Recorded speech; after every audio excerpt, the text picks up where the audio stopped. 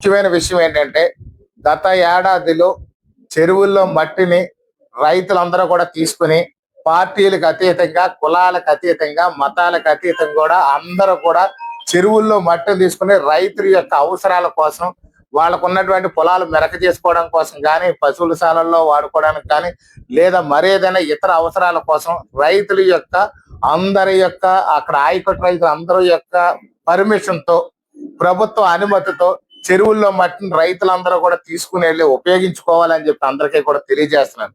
ఎవరికి ఎలాంటి డబ్బులు చెల్లించిన అవసరం లేదు, దానికి ఎలాంటి రుసుములు లేవు.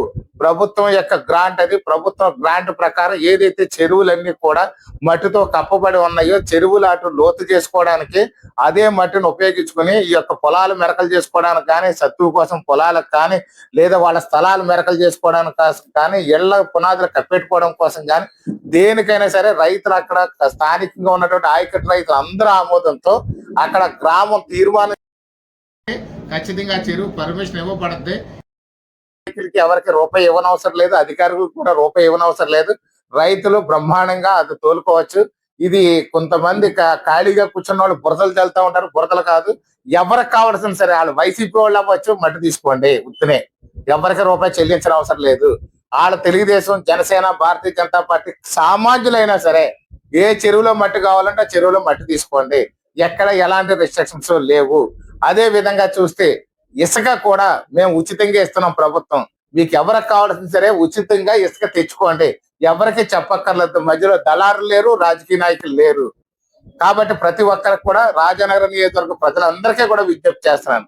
ప్రభుత్వ జీవోని అనుసరించి గ్రామాల్లో తీర్మానం చేసుకుని మీ గ్రామాల్లో ఉన్న చెరువుల మట్టిని మీ అవసరాల కోసం వాడుకోవచ్చు. ఎవరు ఎక్కడ ఎలాంటి ఇబ్బంది పడద్దు. మీ పొలాలకు ఉపయోగించుకోండి. ఎవరికి రూపాయి ఇవ్వక్కర్లేదు. నన్ను గాని కూటమి నాయకులు గాని కలవనవసరం లేదు. చెరువుల్లో మట్టి మీరు గ్రామాల్లో తీర్మానం చేయించుకుని మీ చెరువుల్లో మట్టిని మీ పొలాలకి, మీ స్థలాలకి, మీ అవసరాలకి కూడా ఉపయోగించుకోవాల్సిందే రైతు సోదరులందరినీ కూడా కోరుతున్నాను. Thank you. బస్ స్టాండ్ నుంచి లక్ష్మీ నరసింహస్వామి వరకు, గుడి వరకు ఏదైతే ఉందో చాలా ఇరుగ్గా ఉంది, భయానకంగా కూడా ఉంది. ప్రయాణాలు చేయడానికి కనీసం అంబులెన్స్ వెళ్ళడానికి కూడా దారి దొరకట్లేదు. కాబట్టి దాన్ని 12 మీటర్లు వెడల్పు చేస్తూ 2 పక్కల కూడా డ్రైన్ వేసే విధంగా కూడా చర్యలు తీసుకున్నాం. త్వరలో రోడ్డును ప్రారంభిస్తామని చెప్పి తెలియజేస్తున్నాం. అది ఏదైతే మన దేవుడు కోనేరు ఉందో కోనేరు వరకు కూడా ఎక్స్టెన్షన్ చేస్తున్నాం. అది గ్రాంట్ కూడా శాంక్షన్ అయింది. ఏదైనా ఉంటే వర్తక సంఘాల వాళ్ళు కూడా వాళ్ళ యొక్క యజమానులు ఎవరైతే ఉన్నారో వాళ్ళంతటా కూడా కూర్చోబెట్టి వాళ్ళకి ఇబ్బంది లేకుండా 2 పక్కలనే కూడా బ్యాలెన్స్ చేసి, ఇటు ప్రజా సౌకర్యం ఇంపార్టెంట్, అక్కడ స్థానికంగా ఉన్నటువంటి వర్తక సంఘాలు కూడా ఇంపార్టెంట్. కాబట్టి వారిని వీరిని కూడా బ్యాలెన్స్ చేసి రోడ్డు వేసి ప్రజలకి అందుబాటులో తీసుకొస్తామని ఈ సందర్భంగా. రోడ్డు విస్తరణ ఖాయం, రోడ్డు వేయడం కూడా ఖాయం. వేలాది మందికి అది ఆ గ్రామంలో 2 మండలాల కవరేజ్ ఉంది. 40 గ్రామాల వాళ్ళు ఆ యొక్క రోడ్లంటే తిరుగుతూ ఉంటారు. 40 గ్రామాల వాళ్ళు మనం చూసుకున్నట్లయితే 1,00,000 మంది ప్రజలు తిరుగుతూ ఉంటారు. అలాగే జాతర టైంలో ఏదైతే స్వామివారి కళ్యాణం జరుగుతుందో ఆ టైంలో కూడా చాలా ఇబ్బందులు ఎదురవుతున్నాయి. చాలా ఇరుగ్గా ఉంటుంది. ట్రాఫిక్ లో కనీసం పక్కకి వెళ్ళడానికి ఉండట్లేదు. అంబులెన్స్ వెళ్ళడానికి కూడా ఇబ్బందులు పడుతున్న పరిస్థితి ఉంది. కాబట్టి దాని ఎక్స్టెన్షన్ అనేది అనివార్యం. ఎక్స్టెన్షన్ అనేది ఎవరి దాంట్లోనే సొంత స్థలాల్లోకి వెళ్ళాం. నిజంగా సొంత స్థలాల్లోకి వెళ్తే కాంపన్సేషన్ ఇచ్చి మరీ వెళ్తాం. రోడ్డు వెడల్పు అవడం వల్ల వర్తకులకి కూడా చాలా సుఖం, సంతోషం కూడా ఉంటది.